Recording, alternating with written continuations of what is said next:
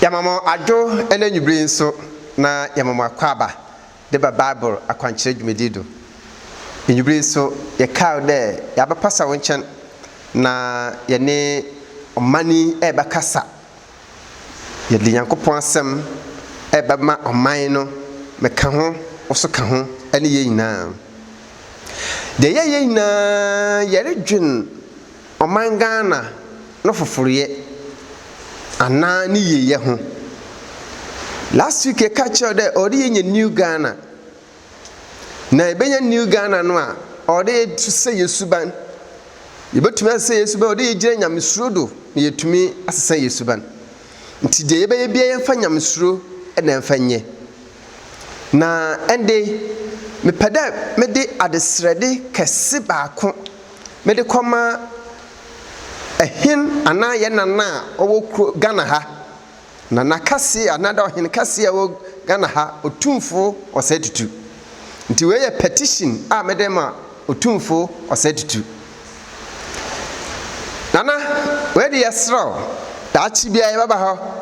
nana de eja technology adawrumenti no yetumi fa kwan bia do etumi kasa kire ye mpanimfo emoyi ti enyubri ye ba pasar wonchen nana ye ne empanimfo a wowo manimu akasa ache efri 2008 dem roba ya ye betumi de nyamesuro aka hena mambu no ho na ye de amambu no si Yankopon do afi kwana ye namdo a yesikasam wo Ghana ha no betumi gina yie nana ye na be di adanse de ye japade a Yankopon do dum he na we fi yensa yen hyeda nyamfa so bia wo ho nana ebe di adanse de ye ka bosi a Ghana nso ya abobi pa enso nya hwi enkechi oman no ye da wom ade be epede ye bia nso betumi aye usande ye independent nation nti nana ma de sredi me de ba wo anendo na eni mpanyimfo oman na aban ne mpanyimfo no akabi dem roba ya ye na Ghana ni ye nti ye betumi enya better Ghana odikana na mama ntwa adwengina bibi kakra do yenko abakosem kakra me kai de British abrofo eba ha no de na ofra no Corona Empire no wo ye system bi eto ho a wo fra no indirect rule na da bebre ni na no na o chere wo pede wo use yen sabe yen na hemfo no na wo na wo ditumi nso na wo sha hemfo nachi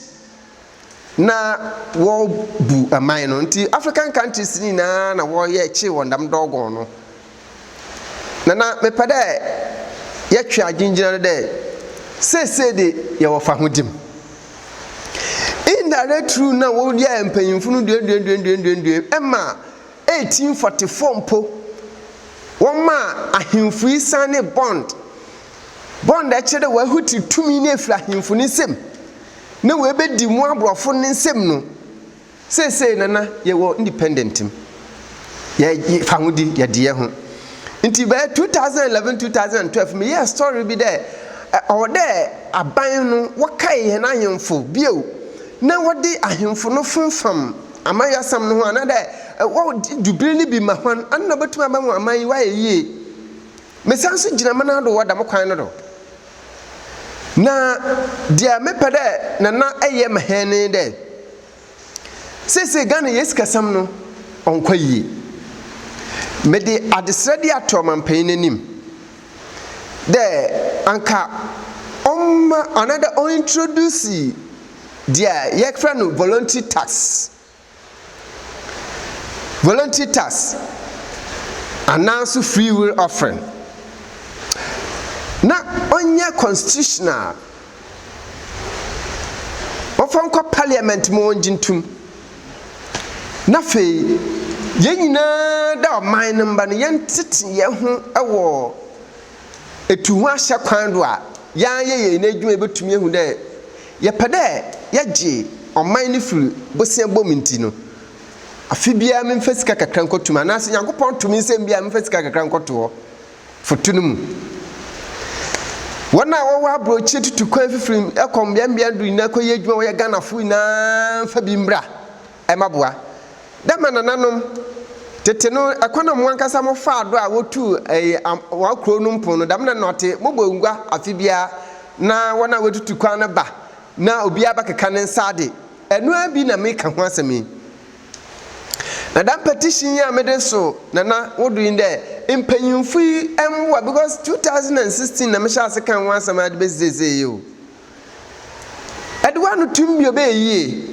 o se na yentum de bibia ye mbobosia na ye mfa bosia nja ye nchirimba se ye fada mo kwani do betumi aboa ma yankase ye nya yetiri hu sika ya ye betumi di aboa ye ho ban ewo oman mu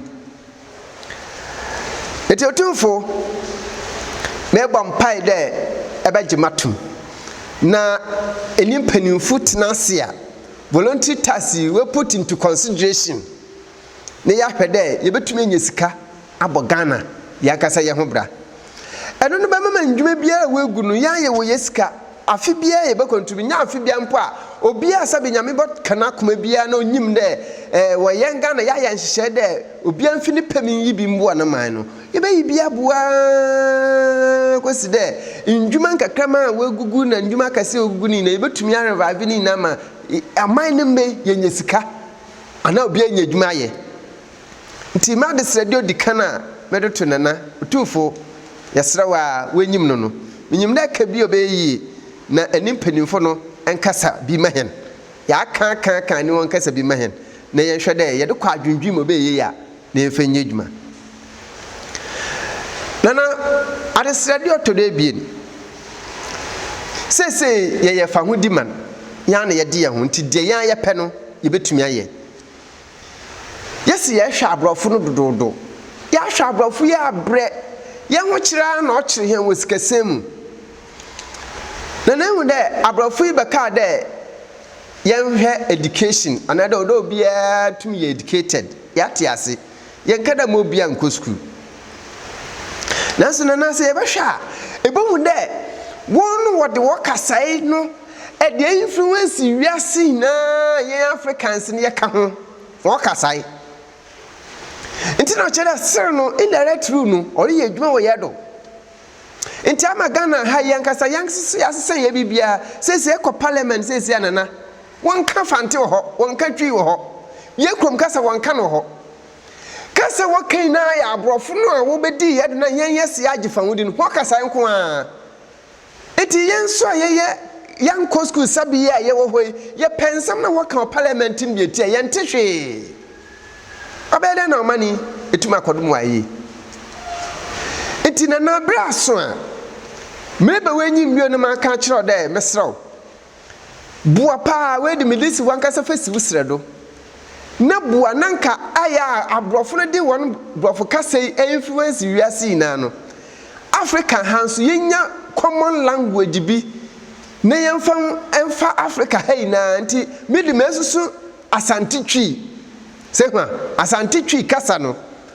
na Africans na yembo yemumodi yensua twi kasa no yentumfa kasa kira ye ho yemfa ndie yengwa na ye African countries yemfa yeftampamfra na yenyina brofo nana woni brofo no sua ye den papa ose ya daje nso yenkada mo bia nsua brofo yeguda yesu anamu wabasensa yekwem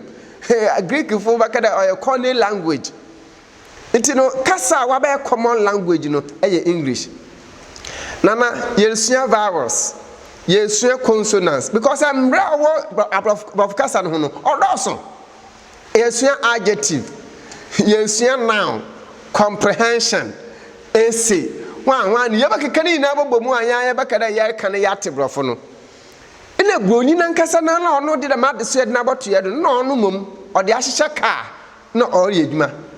ode ahyehye airplane ode ahyehye train ne ye da ho tefako na se ba hwa titi yemba no wa ko school ala bo abre won wale ne wa wo ba school a na okọ ni na ya brofu ya enti de bebia no wo kase na wo de ato ye no ti no wa mama ode hye kase e de ato ye do a ye gye bebia nje ti we de me kitakoto na asrewa na mesrew for no si fom na for kwa adwendwem we di for to so ni ase na hu ye pa ma hende obeye ye ya yensu ye introduce common language Emma African countries ni use common language enya French na French is obi kasa yensu ya pre yensu ya de asante twi na abrofo no so ba won so obosunya ye kasa ni bi enso de akọ na we hu da yensu ye de ho anda mo mbu he na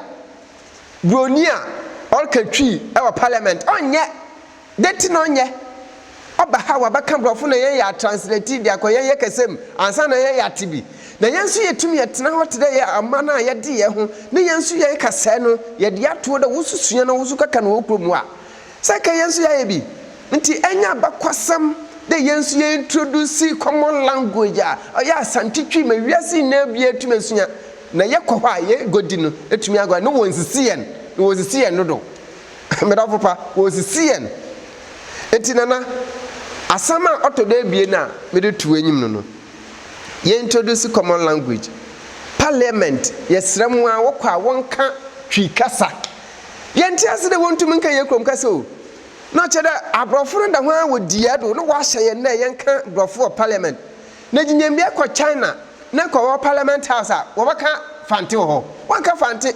wanka brofo wobaka wokrom kasa ono le bronyi no onko parliament house America ni enko ka fante ya na twi wono parliament house adan na yankasa Ghana for de ya mpade ya kan yakru kasa e wa ha entinana asam we no wa hawo ye na che e na afensu o mayankwa yie ya na ye de ye ho kasa ye pe no de ye ka nya de abroni na hye na ode ye de adwuma je oye ne ye befa je onya na ode de to nchen se na ye de ye ho nanka yensem kakra nanka parliament wonka twi nana mahu da se obato aba wode se ba hwe abahu da amayofu yi bebi obokọ bia obatra da nyipa kro no krom kasa na obaka kiren usa na wo pani vote enti nana amayofu no wosisi yen enti nana for na fom na kabi mayen wosisi yen wo pay ye vote enti obaka ye krom kasa kire hen asem bia ye kro obapa interpreters wonchen kasa no mebeye mbati na mehu da oye amayosmesi anada amanyanya obenten na wagime vote no wobafa kwam bia do aya kwesi da mato abaman oye den ye ena se woto aba ni wiedi a kasa no amenti no no obaka wade a kira mtimi ni nam Ghana ha wote sam e wonda mente dia amawefo no ya kra mehu dia wo ye edo anda edi na emu a be den na oman wakoyi ti yesra nana sa amayefo no betumi aba ye nchen ne wabaka ye krom kasa kire yen na wode a privote fiye nchande a and na wokotena mrehye begom ha wonka twi kasa yankasa ya present enya na nado dan kwankutin obia amayefo mechara amampanyimfo wa bayin na obia ba foto abawia beebi bokaka gina bia platform ye benya bia brofo na oka eno no yanti ase o denti na onda brofo nko na oka no nka ye krom kasa ye new Ghana nti nana bohen ni yenye new Ghana better Ghana yankasa yakasa yate yakasa yase na mama yetum se wakakyam da memfa maafa wase memfa nto am de ato anama wase menjina ho na metena ho ana na ma Ghana yanko ye ne wase Ghana ma yaso yaso na yadi no asem na wakan yente broforo wa akase yente ho hwe school no yelukobi na adesua no wa abrofo no ho na adesua no ene wo kasa no emra wo ho no dɔso nti yesue ye wie da na nante hu da ye wanwa Ghana ni sabe ye no wanfa brofo na de wo ye esue ne yekosua obi kasa ne yekosua science ampa wo no wadreba ene yesue bi ampa wo de yesua nanso Ghana se yeti Ghana ha ebi what your exams na core subject no what say or your English or your science or your math and or your 4 English, math, science and social studies na dam core subject for we etini mu krumpa what say fairly na what did ni na kanfu brofo na etia ba yankasa ye krum kasa no a ye wo Ghana twi ni awona na nasefo no anu mom anya core subject o anu de it e fail kwa infeli betumi akwanim ahare so yente ase se ho na yente ase yan ye krom kasa no anya core subject nti anu de ehumpo anya hwe no che de wole kan ye kasa ni ye krom kasa na hye ya mamra no wo kan hye wo mpede ye kosoro na mo abrofo mom de bia wodi ye do anu ni indirect true ye kan wasami o de ye fi indirect true na se na o de ye fi indirect true na se na wo ma ye krom kasa no so ma ye core subject ama ye nwabre ye sua yankasa ye krom kasa na wo de ye krom kasa so akasa kire hen na de ba konso a o haw yen e wo manimu ane de sese ya ye Ghana fui o sanda brofu kasa no ana wode influence ye nti no wa mama de ye practice adesuam no ye frabili bi inferiority complex ene ye potokasa inferiority complex de ye hwa kire nde enu aka hu bi ma yankasa Ghana fo no ye bu ye ho abomfia ene na ye practice nti nyipa kro no so nte brofo na o kire ni wiase na no onyiminyansa sabe den wonfa ne nya hwe osa na nte brofo na mande no all ye papa nti wo de ba hwe a wase obi de civil engineer ana no fashion na moade civil engineer akwaje contract na wakofo bi wase ono wo fra ni masini se ho ono wo fra ni masini na edan kakra kan osiwo na ne fe no oyo no masini ena obetumi amese concrete we twa blocks wato we penti madan na ehyape brofu kasa ene brofu na yenti nti wase wofra bibi in the red room nti wase civil engineer no akwaji sika bubrija na mesinyi no madan ne besi ho ma oye efe no ono de wase wofra ni mesinyi nti wodi sika fia onsudi na ode ahye ne nsem adan ya wanko school inferiority complex ye practice e wo ye man mu amaman ni nkwa yie nti onyima adwuma na bronyi na kasa kura yen yesi yensu ne kasa na ono enya brofo kasa na aka o competency na ohwe se adwuma na enyim na ope nti ono de ofo na se enyim adwuma na betu aye adwuma that is all ba Ghana ene bibiri Muhammad e ba ha enyim adwuma dan wasante brofo nti no na wadwuma no waye wakoa na waka wa hye awo na de wa hodin be ye adwuma na de nanso na obi tinchen na odidi ho eno mbo hen wa mama de be bia no yentumi ehu de sabe ewi eni subammo mebrebe aba na eno ebi da meka ho ti sabe wenya wofo emo wanhwe no emo wanko school enkodu be bi nti no na yebu na abomfie aba adwuma na abatum aye wamrekwasi etumi hye nkran a ono so betumi aye biribi papa abo na nkasa na setem ye wonkrofo binum wa Ghana ha won sabe wotumi gina won and won ko school dance wo ye nyipatitire bi wa ha ada ne ye hye won kran ne de bebia ye de brofo kan wodo ma no so obunu wa bonfia na yenso ye bu na bonfia ana ye te system mu ana aman ntumi fa ne tempemfra na de ba konsole ha wa adwen no ebi so was your friend fiteni na we fiteni yakwada car si kon wa yedwuma na obi a engineer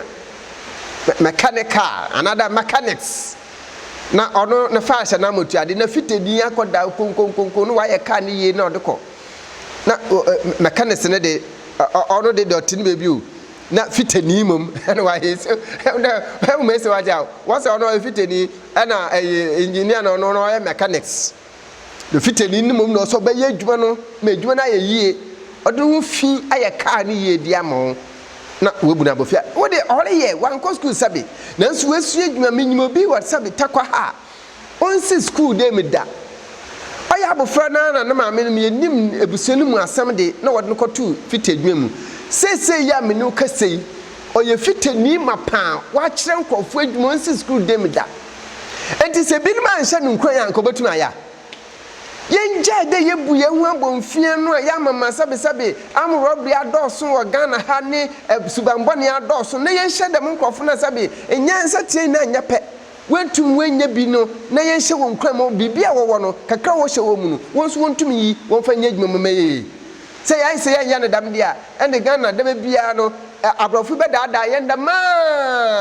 abrofu be yendama no che the indirect rule no a British abrofu no be si wo no enu ana da ho eru yen because nensa kan yen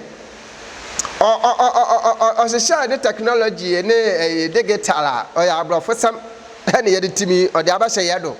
ye hu ye enso obi anko school so obetumi mobile phone obetumi awakimpa ye mu adwuma ma ye obetumi aye obi sabe wanko school adwuma bi ade be kire ni obetumi aye enya baka brofo nko adwuma bi ade be kire ni obetumi aye nti adrubra ye mpanimfo no nhye ye mma no enkurane ama sabe sa lebusuafo tumi bua no sa obi antumi amboa no ye obi oho a sabe onyina onyegya e wa asase du ohozon enti betumi abo no wanfa na nko school kura omonko sua adwuma no nso a ombo na baado ma adwuma no ye no onyam kotua papa endi na binum ndidi no ho sewa binum ndidi no ho mesinya ye adwuma no obi akwaji skedi onya fine eko companies akase ma empanimfo binum akwaji contract akase ono ankasa mfa ni nso mi nya hwe enso wona wa labours na wose wonye wanko school no wona obaye adwuma no nanso akotua fia bi ana odba mohon abohune po ye de damadi ade yankasa ye ho a obaye ya eneti na ye ba wo na do nana ne ye ka kire de ye srewa ye mfonko adwendwimi hwe de ye man ye sesano e wadam kwan no do a ne yankasa yetumi introduce common language bi de mayaye ho na Ghana ha ne yetumi de yankasa yetwi kasa kire ye ho a obaye ya na ibeyi abomfie bu efiri oman mu na obia sabe moti bia yetumi ahye nkran o se na nya de na nyipa nyina anya peda ya hye nkran wo wetumi abobra papa e wa asetre mu ne ye gyae da abrofo no ehye yedo na abrofo no kasa na yen ya giatum e na yan yedi sisi ye ho e na yan yedi kum ye ho e na enu aba obia nko school ka abrofo de yembu no hwe wa ha na abrofo no yebu hon de ene de nana oho omani obotwe oman yakwachi nti yesre jodikan ya ba won chen de yam bomodin enya common language asante twi boni class of de osu kasa bo de asante twi ya na kan timi misusu de ono batumi am ye common language ni yenso Africa ha ma history yentumi yenya African countries nentumi kakasa kura no ne ye common language obi akanu krom kasa de na so yenya kasa kura betumi de die ngwa e ma ye yi na abrofo so kura besua bi afi ye nchen akọ amama ye kọ ha yensum yenso ye ne wona kasa tuase e ma ye yi na ankwa de nsisi abemu eno eye ade ba ko eno so na ye senso asre de damo common voluntary fund ya yesi aban emboy na for anu tumbi mahen na yen papa mmado enye nanum de ya man ni ye yenti dem roba ya da chi bio ni echi se yalba fofuru bi mense demo ono be chen kono COVID-19 ya na se enu ne ntum ye nkwohwe a na obi anso ntum boy amosi a ene ka be den ba se yankasa ye twafoto ama yankasa anada ya twafoto ato na yankasa ye contribute freely no bie nye sika no de akotum obi nye sika de akotum na ye wo sika de boy ho bra gem reda ahokire baba dan kra wo sika sem no na ye de yetie nti na nado awode de awna ye mampan sesi nti wa so na ye besiwo do wona wo pretumi so won so so mfa kwa adwendwem hu de se wonya tumi no a voluntary tax no obe introduce inferiority complex no won fa ye fountain de ye bu yankasa ye hu abofu fountain chen won kakasa yen yete enfa chen de wode be ye campaign no eno ano wo wie campaign so won kan kire yen kasa na wode be ye campaign no ye kro kasa tise wo wie so eno ano won kan kire yen yenya new parliament wan wote brafo dada won kan ye kro kasa because ye mu dudu wo Ghana ha se parliament ri bibia ye petie pa yɛtete TV ho si ho na yɛpɛ dɛ yɛte asɛm wɔkɛn na yɛbɛtena ho ahwɛ na yɛhwɛ wɔn kɛkɛ yɛnte hwee school no de yɛgudu a yɛkɔ nanso mama yɛmma school no a yɛkɔ no nhyɛ yɛn yɛamamra do ɛwɔ Ghana ha na fi kasa na wɔka kyerɛ yɛn no ɛno aso na wɔnka no parliament yɛpɛ new parliament a wɔde yɛtwi kasa bakasa ɛwɔ hɔ new parliament wɔde twi kasa bakasa wɔ hɔ wei ɛyɛ petition a yɛdere fa nana otumfo ɔsɛ tutu yɛde yɛaba wo ɛna ase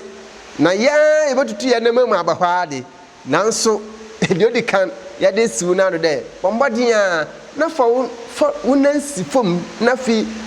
nyimpanimfo nkasa ne yɛhwɛ dɛ yɛconsider deɛ yɛyɛ kan yi a ɔbɛtumi aboɔ yɛn man yi anada ɔmboɔ yɛn man yi nana ekyia wo nkwa do wo mbɔden bɔ ne wo dwuma pa ayɛ ɛde aboɔ man ne wiase na obie n'enyo tua na ebɔ mpa dɛ onyankopɔn bɛka ho na yɛ asɛm yɛde akɔto nsɛnniɛ ni dɛ mmerɛ bɛyɛ a yɛbɛnya Ghana ankasa foforɔ paa yɛadi yɛn ho yɛka independent nation na kyerɛ ampa yɛyɛ independent nation ampa na support amayɔfo yi na amayɔfo no baabi a wɔde yɛn fa no ɛkwan wadodo sɛ support gye wo na abamba a obɛtumi aboa ma biribi a yɛyɛ no ayɛ amayɔfo de meka kyerɛ dɛ sɛ colonial government no British abrɔfo no behwetiri tumi firi ahemfo nsɛm a yɛyɛ independent nation ti yɛnka ahemfo no fam ho dwumadin yɛnka ahemfo fam ho na wɔn bu ma puntudwuma no nkɔdo because wɔn no wɔse wɔfrɛ wɔn odi kro no yɛnka wɔn mfu a ɛndɛ sɛ obi kɔyɛ program wɔ ekuro bi do a wɔse kɔ hwɛ assemblyman na now ho wɔse kɔ assemblyman unit committee assemblyman unit committee assembly member wɔde na assembly member unit committee na no si wɔre abade nti momma yɛhyehyɛ ni yie dɛ yɛayɛde yɛ ho yɛhwɛ abrɔfo ebi ni coronavirus ya wa be de sese Ghana fo yɛbɛnya ho aduru pa ma abrodo enso yɛhwɛ abrɔfo no nti no yɛntumi yɛmfa yɛ ho aduru yɛmfa nyɛ sese me ametie asɛm ka o menka da me waduru sɛ bɛnya aduru sese no wɔde yɛbɛka World Health Organization anja ntumi nti ɛno no nso what nya na yɛde yɛ ho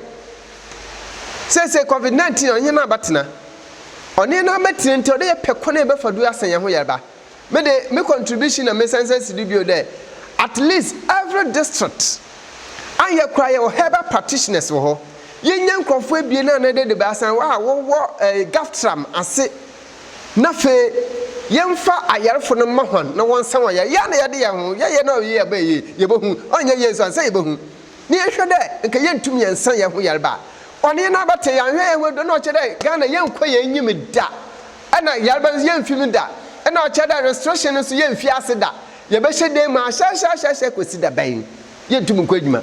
wɔn kura sɛ yɛtum yɛnya no waduru a sɛ malaria olukum nkɔfo nso yɛ waduru nti no obiara yɛ n'adwuma na ale akyi wɔn akɔpɛ no waduru nti COVID-19 no herbalists betumi ayɛ herbal practitioners wɔ every region and every district under gaftram na fe yɛmfa yarfo no bi nhyɛ wɔn sa yɛma 1 week na hwɛ dɛ obi a yarba na kyene ndɛ yɛma no 1 week hwɛ dɛ wɔntum fa ebibiduru mfa nsa ne yɛnyɛ duro betumi abɔ ne yɛntum nkɔ abɔnten kɔ yɛ adwuma na Ghana mfa no tempa emfrimfra nana ɔsɛ tutu wɔn kwado Ghana man wɔn kwado man panyin wɔn kwado yɛn na yɛn kwado yɛn hwehwɛ Ghana foforo COVID-19 yɛkyi na ɔmbo yɛn na ne yɛnya better Ghana yankopɔn nhyira